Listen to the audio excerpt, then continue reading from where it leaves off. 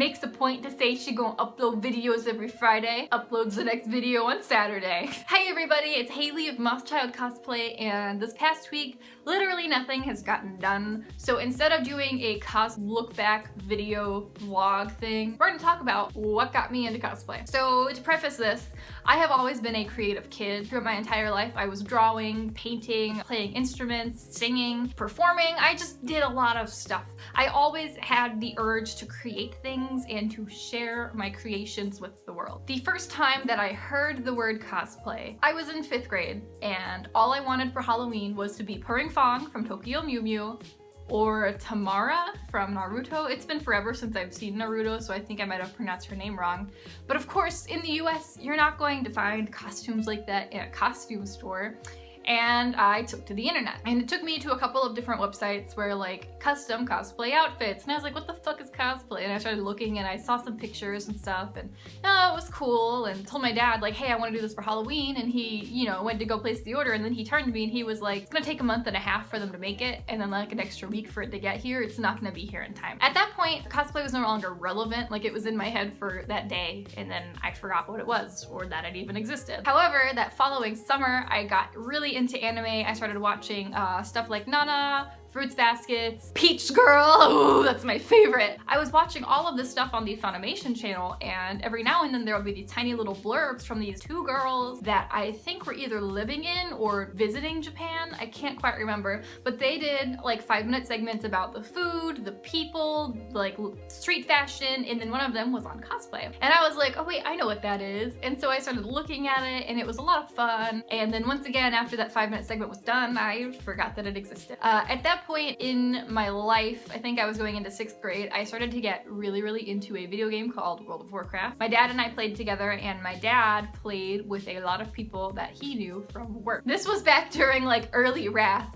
They offered my dad 1,000 gold to start playing with them, so we had it, we were hooked up early on. That year, one of my dad's friends was able to go to Blizzcon, and when they came back, they told us all about it. And of course, we were still like barely into World of Warcraft, but he was telling us about these contests, and like you can dance, play competitively, and there's StarCraft and all of this other stuff. And of course, most of those things I didn't really know, but at the time, World of Warcraft was Blizzard's like really big game. That was the money maker. He was like, you guys are really going to like this. And he showed me on YouTube a video of the entire costume contest. Like the entire thing. This video was 45 minutes long, and I fell in love.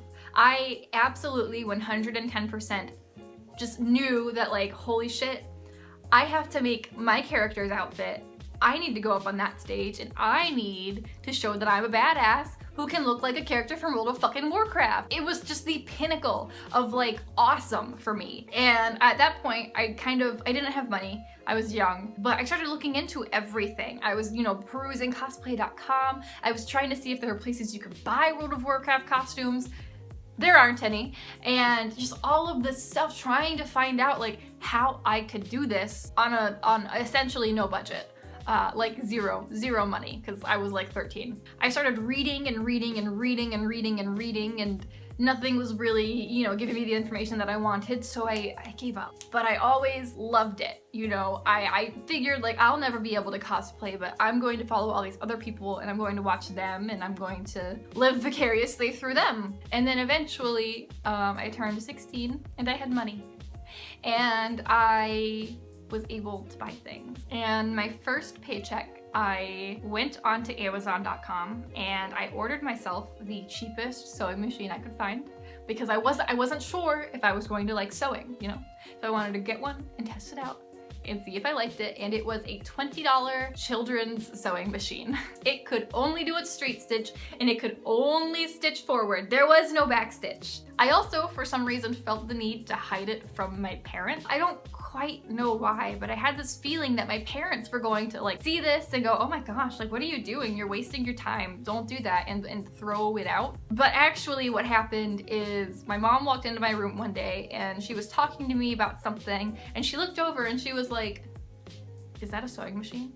And I was like, yeah. And she was like, okay, so I need you to sew some pillowcases for me. And then she walked out, and I was like, what the fuck?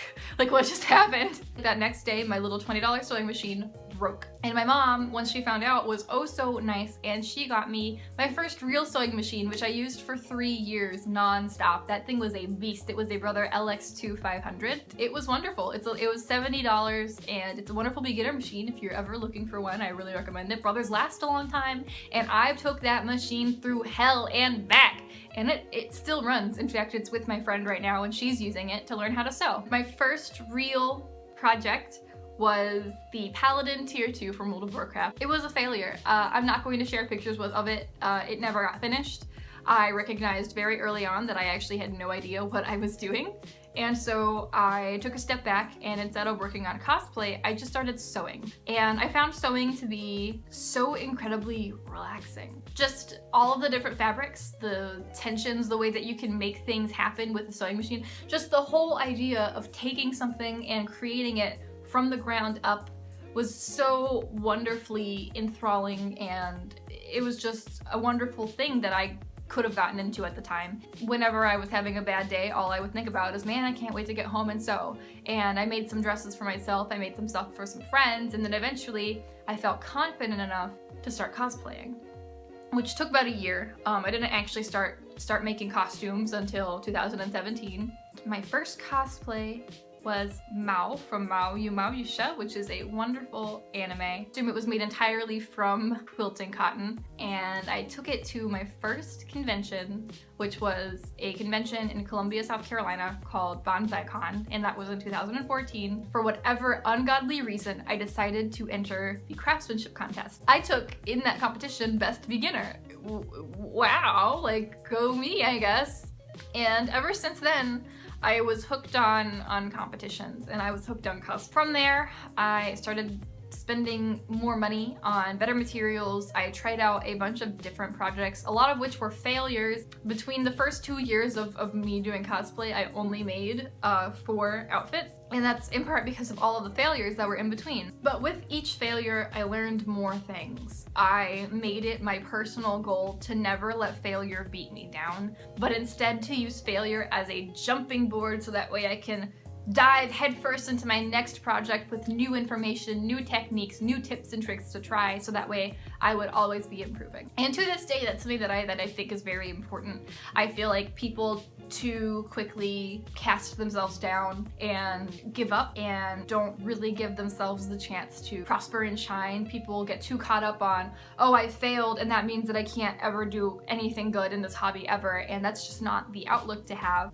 You should always be pushing to improve and to better your craft and to better yourself as an individual. I will never ever say that enough, and that's really it. I don't really know what else to say. And I hope that doesn't sound like mean or like, oh, you'll never be good enough, because it's not at all my intention. I just want us all to be able to look back at all of our different projects along the way and say, holy cow, I have improved since then. I'm gonna have like an existential crisis if I keep going on this route though. So, my name's Haley of Mothchild Cosplay, and I will see you guys next Friday.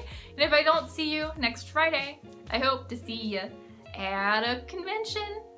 Delilah, say goodbye! She's like, what the fuck is going on?